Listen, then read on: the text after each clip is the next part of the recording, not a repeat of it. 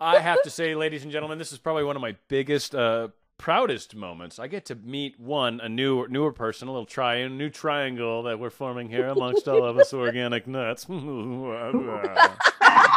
as we try to take over the world.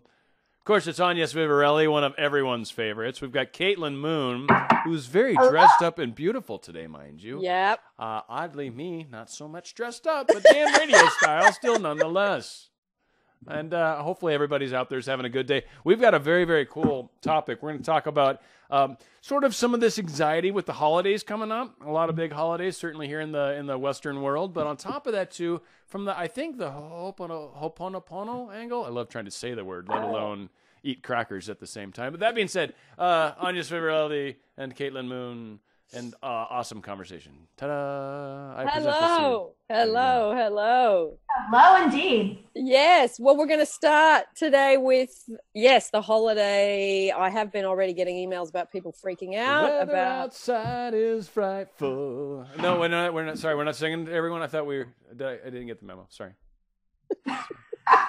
That's so unlike you. You know, I have to say, while I think of it, because Dan and I were just on another call with someone else that was needing some help.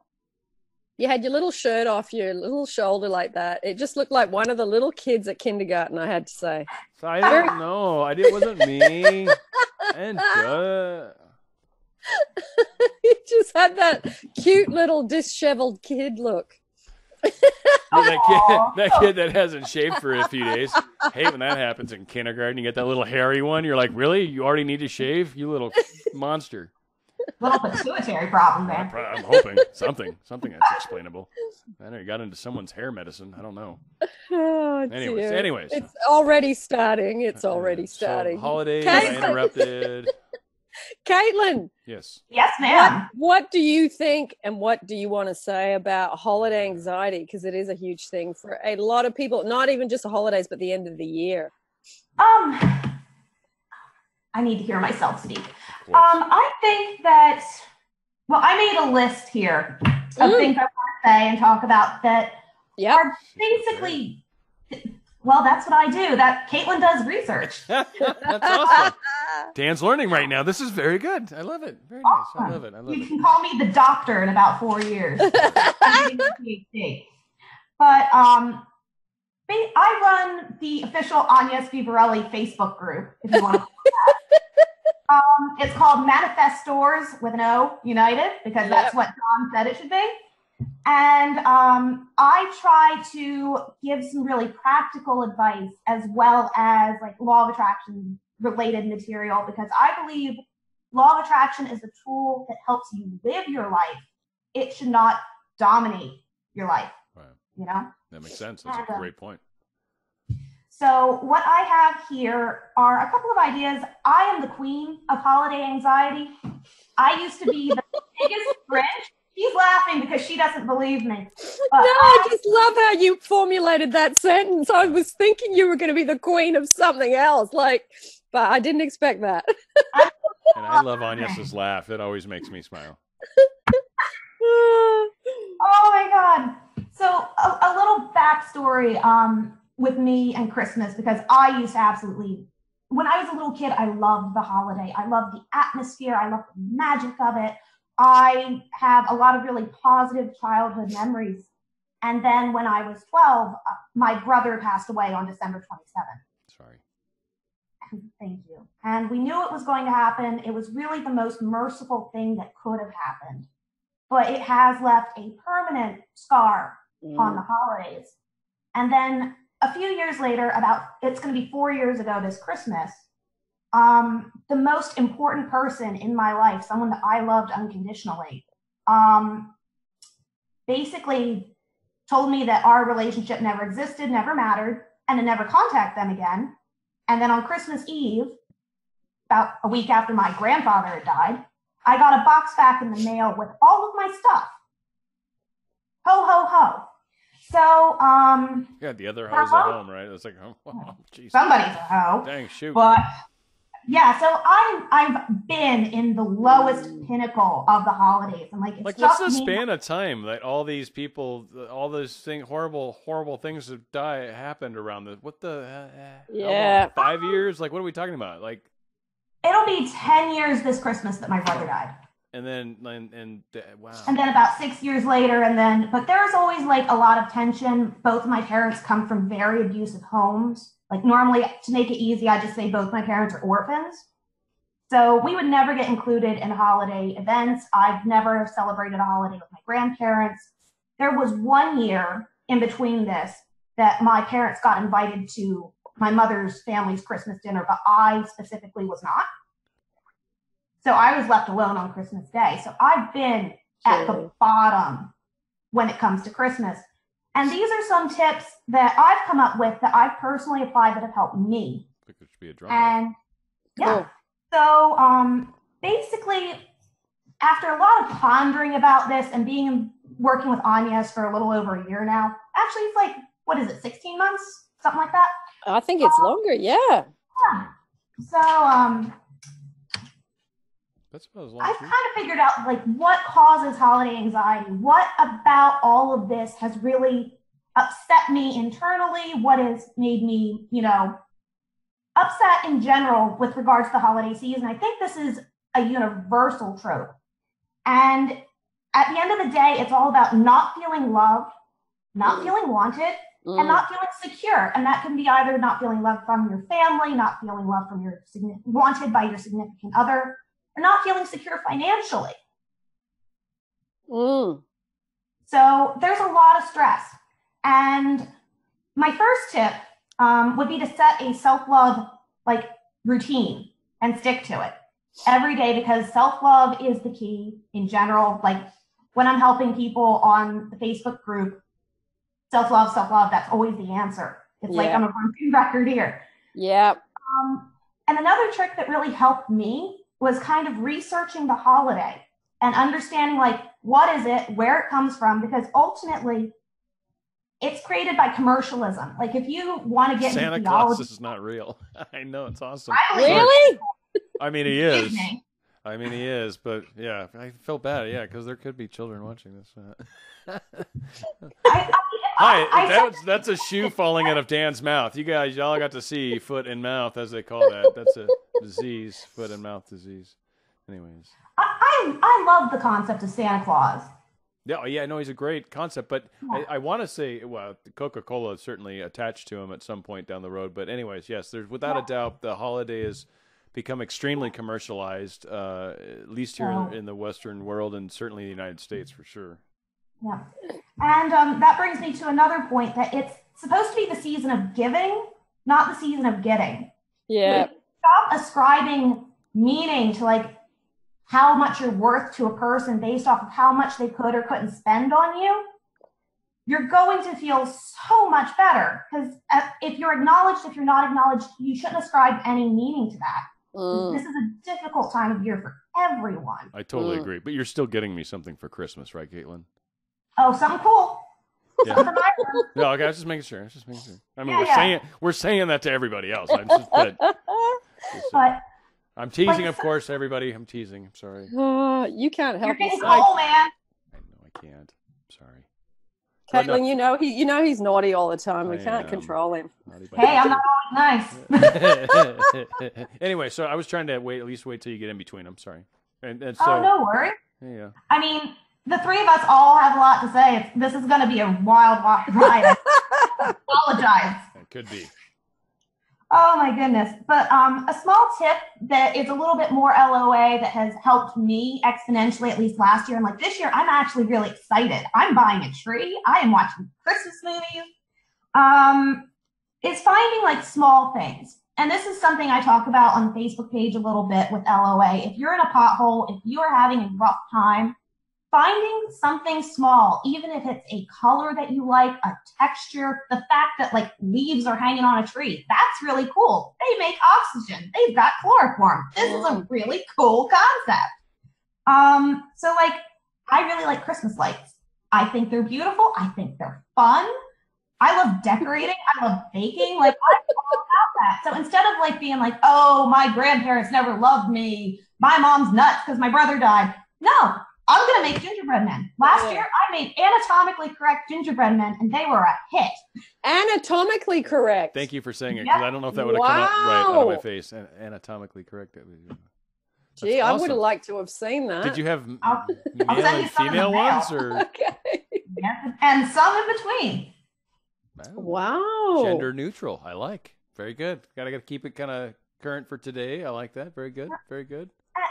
And is that radical out in your neck of the woods, kind of, or is Ireland kind of like hip to these sorts of nuances that us Westerners seem to parade around? Well, just in case everybody like missed my first video with Agnes or like isn't in the loop, I currently live in Dublin, Ireland. I'm doing my PhD in medieval literature at Trinity College, and I'm doing the coursework for my third master's in Old Irish. I'm from the real rural area outside of Baltimore, Maryland, originally. And it's like when people ask me, oh, where are you from? I generally go, have you had Faulkner? Like, it is that really small town, narrow mentality. But Dublin, which I love living here. It has that small town feel, but it is also a city. Like, there's the ballet, there's the opera, there's all sorts of museums I can go to anytime I want. And it also has that metropolitan mentality. It's like basically everyone here is pansexual. It's like you walk up to a bar, you start chatting with someone, and either they're like, hey, or they're like, oh, no thanks, and then you walk away. Nobody's offended. Nobody's weirded out. For people in the audience that, like myself, that don't know what pansexual is and have vivid imaginations, please help me with that word. I'm sorry. Yes. Pansexual means you're attracted to everyone, regardless of gender or binary or physical parts. Still people, though, obviously, right? Animals don't come in. Okay, good. I know. I asked. So, just going back to the gingerbread men, what did you say they were? Anatomically correct. Okay, so you put the meat and the potatoes on there. Some peas and some carrots. Okay. Wasn't me this time, people. All these Wasn't new me. terms. It was all. We're out of the loop with the terminology, Dan. It's contagious, isn't it? I've finally infected you. Agnes and I are bad. Like, we spend a lot of our time together talking about sex, drugs, and Nice. You're not supposed to tell everyone. Definitely the other two. But I mean, I'm still coming to your party next weekend, right, Agnes? I mean, I'm just saying, we got the gingerbread party. Heck yeah, I'll dress up. Yeah. Very good. Anyway. So this by the way, one way to keep your holidays lighthearted is joke around like this a lot, and anyway. But we got. But go ahead. Here's a more practical tip. If you're at a holiday party with your family and you've got like the racist uncle who's there is something called Showing Up for Racial Justice, SURJ Holiday Mobile Hotline. And you can text SOS, or send a turkey emoji to 82623. A turkey emoji. A turkey emoji. In America.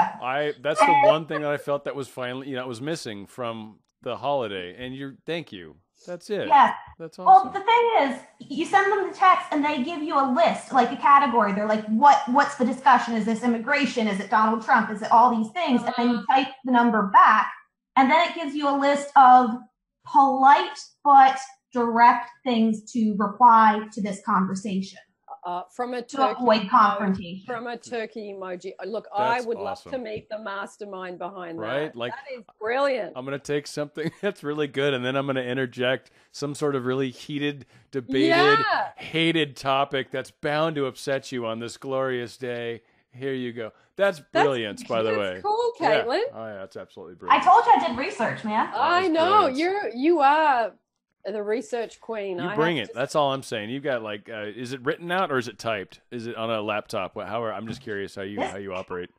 It's actually called Caitlin's Guide to Cuffing Season. Cuffing? You haven't heard that one? No. Okay, so, and this is another thing that brings in anxiety. Haven't you noticed how having words that you don't know? I hear you. I know, it's scary. What the hell's that crazy word? I'm sure, like, in your line of work, you get a lot of emails this time of year of people being like, I don't have my SP, I'm not married, I'm alone, I'm so sad. That's because of a social phenomenon called cuffing season. And this is not a Caitlin term. This is an actual term. Okay. And there's a statistic evidence that this time of year people couple up a lot more than they normally do. Basically because of the social expectations of the holidays and the fact it's getting colder and being alone in the winter is no fun. So a lot of people who are trying to manifest an SP, who are, feeling that sort of negative pressure, don't recognize that these little relationships that are forming now, that everybody's like just coupling up all of a sudden, they're not designed to last. They're not built out of self-love. They're not built out of a genuine connection. They are built out of social pressure. So you don't need to do that. You don't need to do that to feel happy or loved. That's probably a really bad idea. Ooh. So what do you recommend to get around that? I mean, what do you think the core issue is when someone's getting together this time of year just to get together, right? For some It's a lack of self-love. That's all it is. Yeah. So are they better probably like maybe to spend it alone and just be like, yeah, no, it's cool. I enjoy the holidays, like being alive and being with family or being in nature. If you're, I don't know, like whatever your scenario is, like. I mean, that's my take on it. I don't think that being with someone out of desperation is a very loving thing at all. Yeah. I mean, it's not self-loving, and it's definitely not loving to them. No, yeah. I agree. So, I mean, I think it's best to just be present in the moment, find something small that brings you joy, and then just build on that. Keep finding little things like Abraham Hicks talks about, and just get through one day at a time, because I know at the most it's only 6 weeks out of the year. And they might be difficult, but they're going to pass. So do you recommend putting decorations out and stuff if you're kind of bah humbug on the holidays? Do you still do it or do you not do it? Do you find yourself gravitating to places that have it and are all bright and colorful and got those little, glowy balls and all that crap? Or what's your advice for navigating, I guess, those waters? I think it's a person-to-person decision. Like for me personally, I'm really looking forward to the holidays because I'm going home and I'm seeing my dad. And he and I love to decorate. And my dad is Santa Claus. He is magical. He actually will often dress up as Santa Claus and take toys to needy children. I mean, he is that cool. Is that why you moved to Ireland? Because it's that much closer to the North Pole? Yeah, I'm trying to get a business deal here. Yeah, that makes sense. The travel would be certainly less, and the temperature difference obviously is not as extreme, so that's good. And leprechauns off season can work as elves. I didn't know that. That's very cool. I thought they had a union, so I didn't know how that worked out exactly, but that's very good. What's surprising? Yeah, it's very good. Very good. Yeah. Nice. So, but I guess but that to me seems like that's a really. Like the topic I love about this, and I don't know if we key in on the Ho'oponopono side of that, if not, but I'm wondering, because there are a lot of people that are going to be a little bummed that they're not in the situations they'd like to be already this time of year, holiday season, the crazy season. There's all sorts of nicknames for it. And certainly you're looking forward to it. You're going to be with your father, and that's wonderful. But for somebody that's had 10 years or so, where a number of pretty awesome things have happened. Obviously, you've gotten through that. You're demonstrating that for sure. But what are some of the things you've done in the past to kind of help you get to this place where here you are celebrating something 10 years later? That's like a pretty awesome. That's the takeaway here as far as I'm concerned. Like that's the success story here. Is like, oh my gosh, how'd you do that? And how do you help other people get through a season that's meant to be spent with ... and here you are. Not with ... So I'm just wondering. I think that's something I don't want to gloss over that. I think there's got to be some brilliance. Oh, yeah. I think that, again, not to sound like a broken record, but focusing on your self-love and realizing that, you love yourself, you're fine. It's just a day. It's just a day on a calendar. Yeah. And keep working on yourself. Try to find something good in this moment, in this day, in this season, because again, it will pass. And this time next year, in a future reality that already exists, you will be spending it with that person. So if you want to, I don't know, just imagine that this person is sitting on the couch with you. Imagine that you're already together. Go buy them a small gift. Go buy them a card. Do something fun that you would like to do together. Make a list of things you will do next year. Start planning. Right. Look to the future with hope and expectation. Right? Maybe write a letter to Santa, like scripting, but dear Santa, I want this and that with this person. Now, from the standpoint of some of the challenges you've experienced, I believe you mentioned a couple people had passed away, even their brother, starting off the whole thing. Now, self-love, obviously, I guess plays a part, certainly from the relationship standpoint, a lot, and in life in general.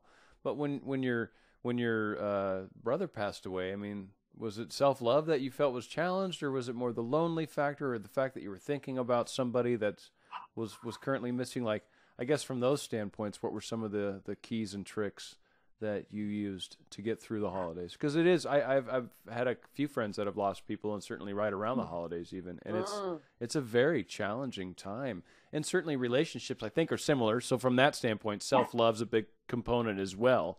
But I think from the standpoint of, like, with your brother, and I think it was your mom, was, you know. My mom is still alive. Oh, but, okay. I'm sorry. Yeah. I thought there was another person. Her father passed away at Christmas time as well. Gotcha. But when my brother passed away, I was 12. And I came across The Secret when I was 16. That's what helped me overcome a nearly fatal brain injury. Wow, I feel like there's like Anya, she should have given me reading to be. This is amazing. I know. I'm sorry, I did not. Wow. So a near fatal brain injury.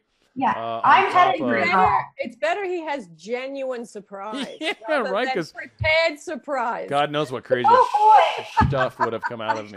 Wine. Yes. No. Wow. Okay. So. Wow. Okay. So we got that also sprinkled in a little bit. Where do we want to start with this? Because life story. This stuff I don't even really talk about with my friends, so forgive me. Anyone can be cheerful about Christmas after a lot of bad Christmases. I mean, you're the one I want to listen to, so please tell me. Tell me. Well, thank you. I really appreciate that.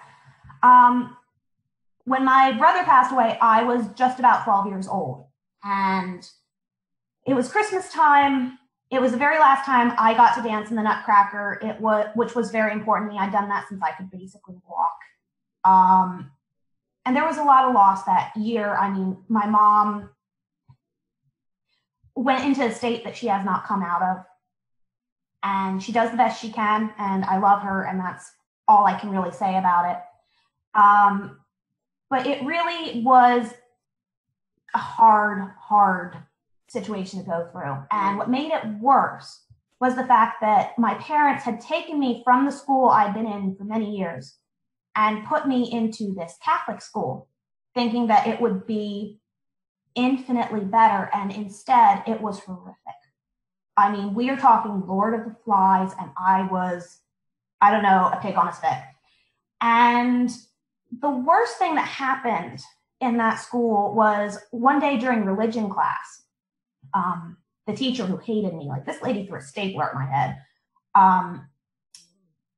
was talking about he who is without sin shall throw the first stone. And I was walking alone in the parking lot that was our playground, and a rumor had gotten around that I'd killed my brother. Children are lovely. And Agnes has heard this story, and she's cringing.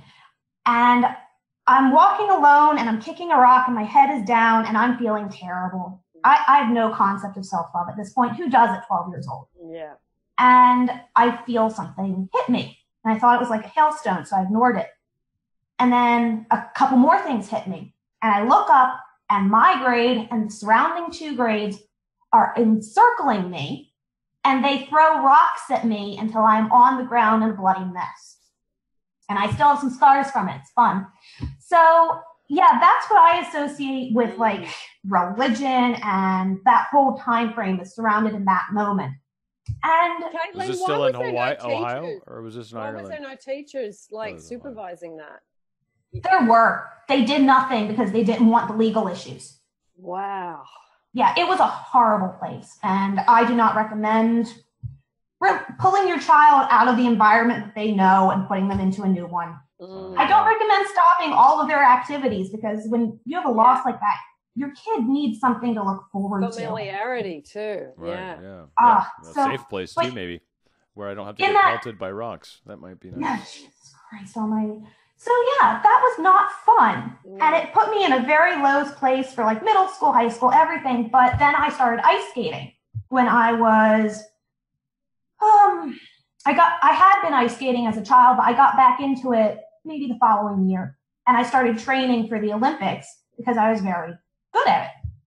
And when I was just about to turn 16, I landed a double axel combination on the back of my head. And I completely destroyed the vestibular that's in here that controls your balance. I fractured my skull. I almost severed the retina in my right eye. I had 10% loss of brain function. I still have complications from this. So I was legally blind for 3 months. I spent 8 months in hospital relearning how to walk, read, and feed myself. And in that time frame, they didn't think I was going to make it. And my dad, bless his soul, got me a Walkman the first day I was in the hospital.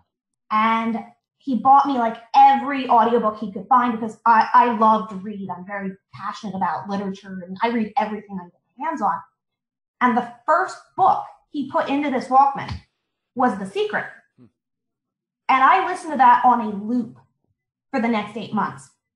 And I fully believe that the law of attraction, positive thinking, visualizing is what made me have a full recovery. Absolutely. So major props to Rhonda Byrne. Did you ever ask him why he picked that? Because that's he doesn't even do the law of attraction that you've said. Or did he just he listens grab to like Tony Robinson and such, 12 but he said he liked the cover. Wow. He thought I would like it. It is a cool looking cover. I mean, it is beautiful, reds and oranges and stuff. Yeah, it's lovely. Wow, what a life-changing moment. Life-changing. Those forks in the road. I mean, you have overcome a lot in your... Well, you're not old. You're young. Right, very young. And so that's what turned it around for you, was that, like, really once you were kind of given that the power of the secret, don't tell anyone. But once they were given that secret to you, then you were able to kind of start utilizing that understanding and make your Christmases better and your holidays better. And I mean, holidays were always a little rough. The thing that made them rough is that I believed that they were rough. And I was wrapped up in the negativity. I was wrapped up in the state of my mother. I was wrapped up in not having an external family and all sorts of things like that. Like it's pretty much just me and my dad. So we typically talk about how things are focus-based universe and all that good stuff. So do you think a lot of it maybe was when you started focusing on different outcomes, or just enjoying it for what it is, or seeing the glasses, 1/10 full or whatever, however it happened to be? I think the main change for me was when I started focusing on the elements that I really enjoyed as a child. And I started to appreciate them just as intensely, and I don't want to say physically, but viscerally as an adult. Like, I intensely loved Dancing in the Nutcracker, so I love the music. I focus on that. I love getting people presents. But like, that is my favorite thing to do. All year round, I start planning for Christmas. Anytime I see something that a friend of mine will like, I get it. And also that like helps financially, because at the end of the year, I don't have like this giant credit card bill. Mainly, it's just focusing on the small things, individual things, manageable things that you can do that brings you an element of joy. And also, I mean, kindness to others, but most of all, kindness to yourself.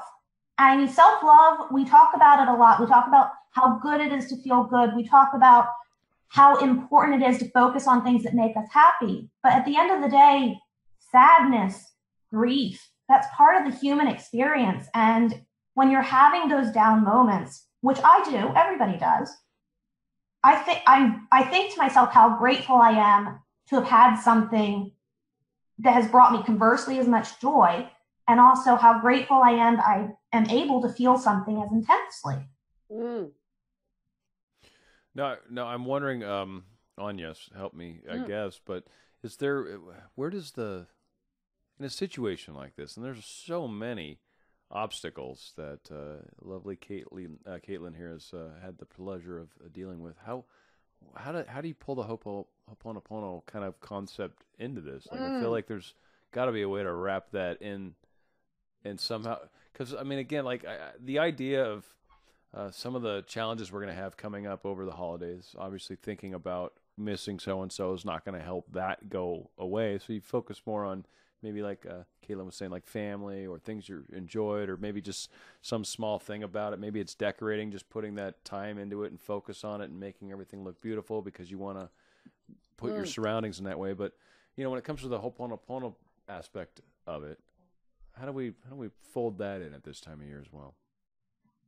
Well, I think it's looking at the internal stuff. Like you go, okay, here's the external stuff, which is Christmas makes me feel lonely, you know, not wanted, that I don't belong, because those are the main ones that seem to come up for people because they've got estranged families or they've got people in their family that have got addictions.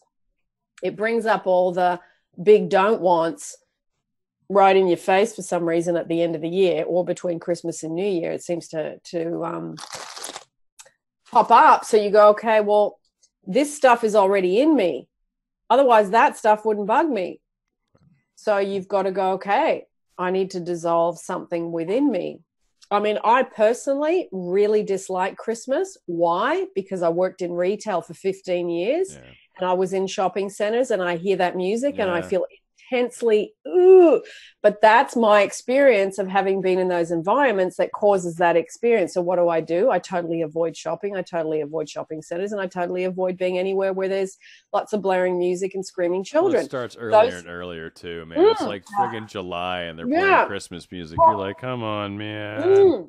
The main department store here in Dublin, Brown Thomas, they put up the Christmas trees in August. It's just, but there's a desperation about Christmas now because of online shopping. Everybody's got this desperate selling vibe. Well, and it's the biggest time of year, the most money spent. It's like, I got to get my little hands on some of the... I know, and the thing, it's not even about money. It's not even about shopping. It's not even about Christmas trees. It's not even about Santa Claus. It's meant to be about, like what Caitlin was saying, about giving. Yeah. And you can't give if you're in a lonely, needy, desperate state. So, you know...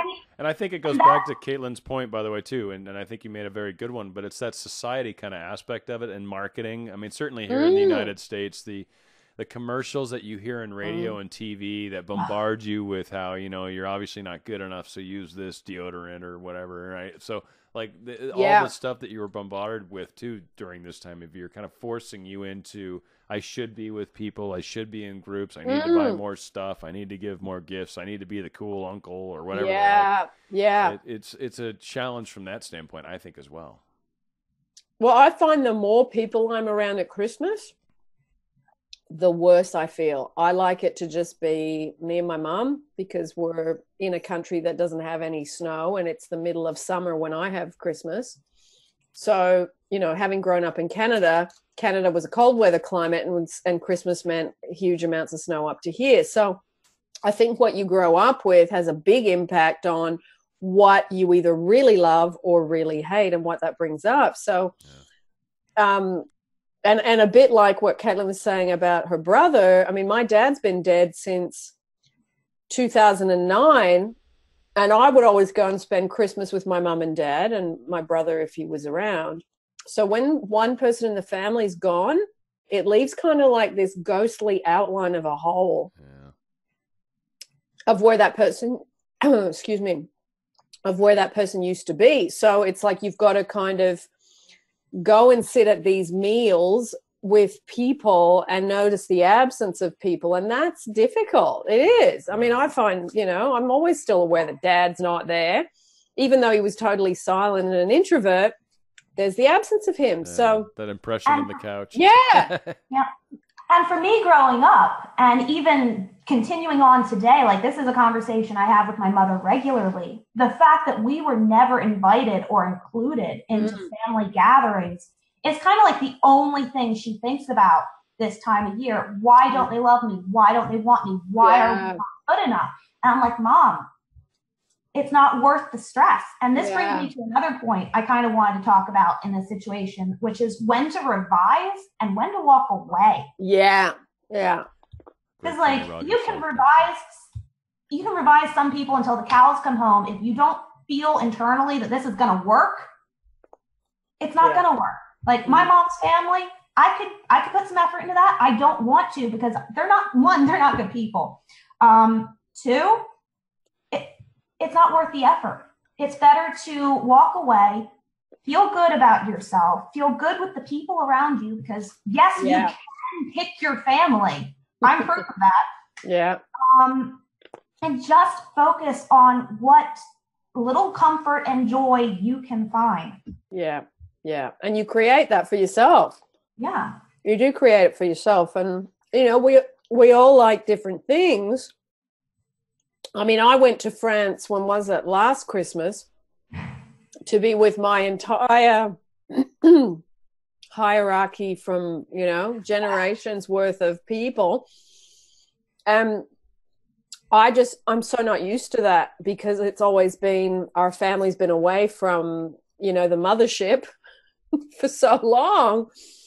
It was lovely to see everybody, but I felt, you know, I do get overwhelmed by that amount of stuff. It's like we all have different things that we really love and other things that we really would prefer to, you know, to not have or not do. So you got to work with what you are and who you are. And coming back to the Ho'oponopono, it's like you got to go, okay, if this is in front of me, and I'm not comfortable or I'm feeling intense negative emotion, and this is off the topic of Christmas, but if you've got something that has that effect on you, and I remember Dr. Hugh Len saying when this woman came and stood in front of him and said she had cancer and she was terminal, he didn't go, oh, that's not very good for her. He said, what if she's in front of me, what is it in me I have to dissolve?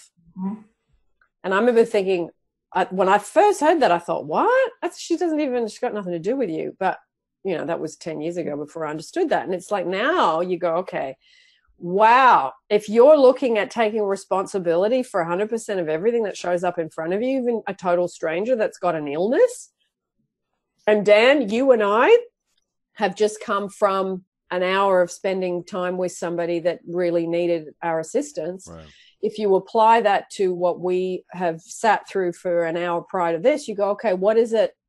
It's not about them. What is it that I still have to look at in me around the stuff that was discussed? Right. So you do that every day with every client, with every relative, with every colleague, with every SP, with everything. What is it in me? If it's a good experience, hooray, fine. But if it's not, you go, okay, what have I got going on inside of me that's there? Yeah. And that takes a lot of work to constantly discipline yourself to do that with every interaction. Not just that, but for a lot of us, it takes a lot to be able to look at ourselves and say, yeah, no, I was actually the one that was wrong. It was me that was wrong. Like we'll get that bright red flush of blood up to the head when we realize it, right? Like you just like, oh man, it's like that instant embarrassment, that feeling that like it sucks, but there are times when we're wrong, and it's harder. Yeah, it's funny is it's harder to fix other people, and it's really that, you know, by fixing yourself, you actually solve the outside stuff, but. And that's, I think, kind of what the doctor, I don't know his name, but the gentleman was saying to, you know, what is it that needs to be healed in me? It's kind of like the same thing. It's like this energy is existing right now. Yeah. Why is that in me? And you know, I had someone ask me not a while ago via email. They said, "Can I ask you? I want to ask you a question about Ho'oponopono." I thought, okay. So I'm reading the email, and they said, "Okay, if you are dissolving the part of you that creates the external world, how does that apply to you working with clients?" And I said, "Well, I'm in a position that I obviously have to continually work on my self-love and continually work on my I'm good enough. Otherwise, you guys wouldn't be in front of me." That's my lesson. That's my life lesson. The thing I say to teachers in most part, right? If you're going to be teaching, anybody that's out there right now that considers themselves a coach or a teacher or any of that, you are going to have things active in you that's going to come from other people, but you've been there and you've had that active in you and you know how to swim in that. And that's what most of the teachers have to be able to do. They have to be comfortable in all of that crazy stuff.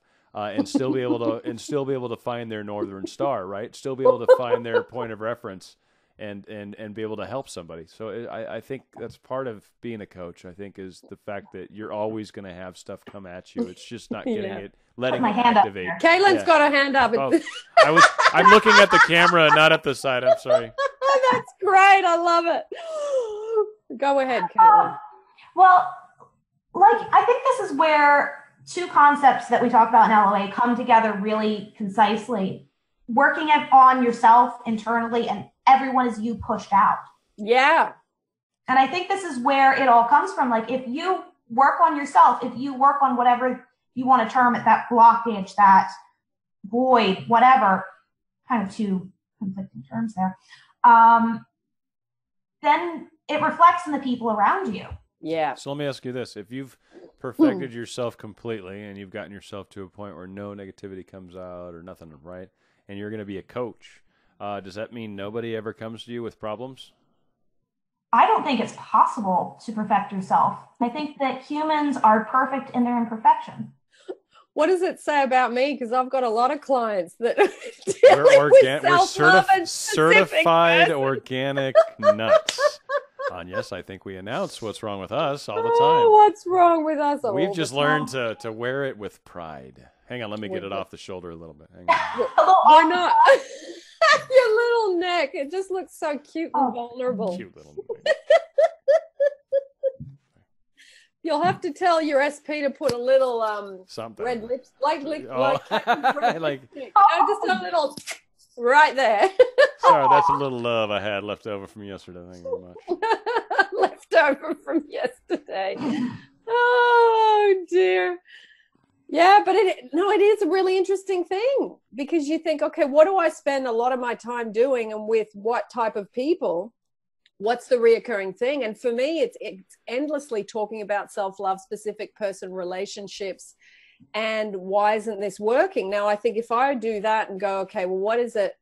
Why is that always in front of me? It's because I still need to dissolve that stuff within me. Otherwise, I wouldn't have anybody in front of me anymore. If that was totally healed in me. And like you said so well in an interview that we did, Dan, that I still remember, and it still makes me laugh. You said, anytime I start to think too highly of myself, you can finish the sentence. Usually the rug gets ripped out from under me. That's probably what I said, but yeah. Exactly. Absolutely how it plays it's out. like bang. Life keeps me humble, that's for sure. That is for sure. Life keeps us humble. Boy, oh boy. And yeah, that's good advice right there. I'm sorry. Yeah, your hand up. What? We got sidetracked. No, you had your hand up, and then Dan and I just sort of. Oh, I forget. Don't worry about it. Oh God! When it's three-way, it's even more. Right? There's even more distraction and nuts going on. A menage a trois. Yeah, it is a menage a trois today. Let me just say, I'm smiling. I'm the French Australian wedge between the USA today. Yeah, you are. And then with the kind of Dublin in the middle, I guess. Or Yeah. I don't know where the hell that works. Where are you? You're in England right now, aren't you, Agnes? I'm in London. Caitlin's not far from me in Ireland. Yeah. And there's such a love between those two countries, too, right? England and Ireland. Caitlin, just for the viewers, because I love your dress and I'd like to see it. Oh, yeah. I really love Frida Kahlo, artist, and Caitlin's got a Frida Kahlo dress, which I'm really jealous of. So look at the print Wow. It's got Frida. It's got all her paintings. I'm going to stand on the chair here. Yeah, it is so beautiful. It's a work of art. Oh. Gorgeous. You want to see the shoes? Of course. Yeah, hello. They're going to be Dorothy shoes. Yes. Oh, of course they are. Wow. They really are Dorothy. Oh, my dear. That'll take you to Kansas for sure. I'm trying to save on airfare. Yeah, Just your click dad your will be heels happy. together 3 times and you'll be there. Doesn't work. Oh, well, you two organic certified nuts, have you got any lasting parting words? I can't believe that's been an hour. It goes so quick every It really time. does. It really does. No, I found it, just incredible.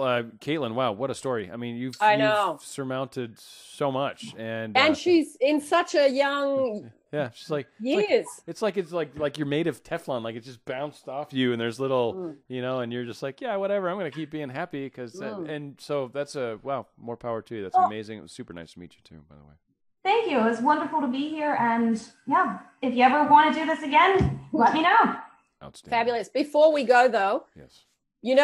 Dan, I want you to hear this. Caitlin, having had the head injury from the ice skating accident, now tell Dan how many languages you speak since then. Modern Irish is my 17th language. My goodness gracious. Holy crud. Do you just constantly spit out all sorts of different words from different languages when you're talking, and are you really good at keeping it under the language that you're intending to speak at the moment? It depends on how related the languages are. Like modern Irish and old Irish are very similar in a lot of ways and very different in others. So that becomes problematic. A lot of my languages are dead languages for research. Like I deal with basically the 8th century and a little up to the 15th century. That's where I situate myself. So I've got like all sorts of different types of Latin and whatnot, but it really depends on the context of what I'm working with. I'll speak like Sanskrit. Caitlin, do you have a photographic memory? Not too much. I mean, I just know what works for me. Sometimes I do like take a snapshot of like a chart or something in my head, and I can tell you like what page number that's on and all that. But it depends on whether or not I feel emotionally able to do that. If I feel confident enough, if I feel like, oh, I can do this, I'm good at this, I remember that. Yeah. If language that I have been told, oh, this is really difficult, like Greek, I'm not very good at. That's because people are like, oh, this is so hard. Yeah.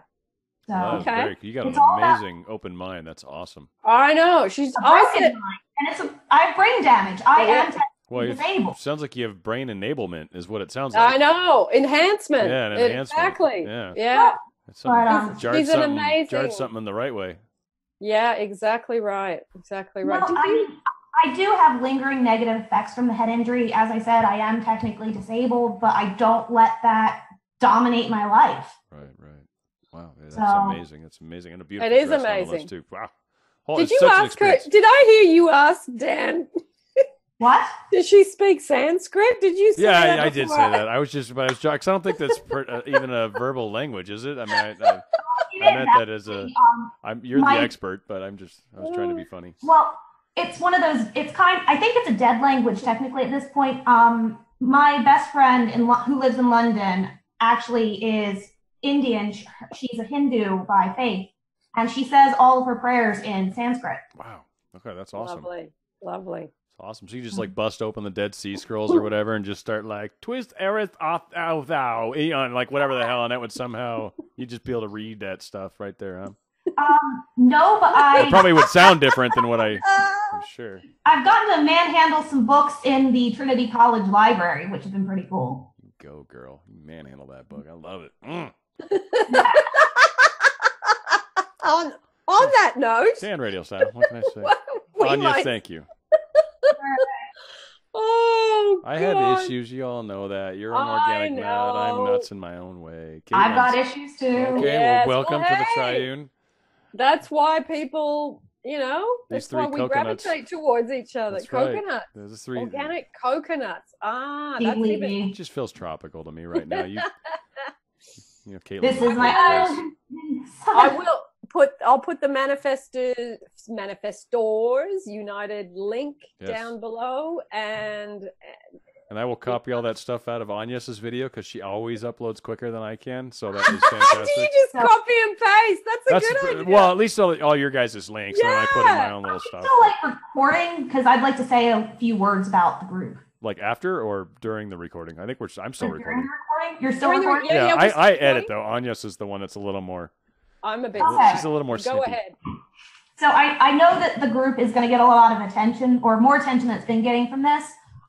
The group is not a specific person group. It is a you-focused group. We focus on self-love, techniques that are working for us. It is designed for people who are following Agnes's channel or you for quite some time, who have a routine, who know what they're doing, who are familiar with the terminology. It's not. Well, what is the group name? I mean, let's at least plug that. Let's get that out there. Manifestors United. He wasn't listening. I know I was listening. I just wanted her to say it again. Yeah. I hadn't memorized it, Agnes, but did you? Yeah, I was listening earlier. Wow. Manifestors with an O. With an O. I was about to quiz you. With an O. Manifestors. Well, John Ferrande said it should be with an O, so it's an O. Ah. Well, there you go.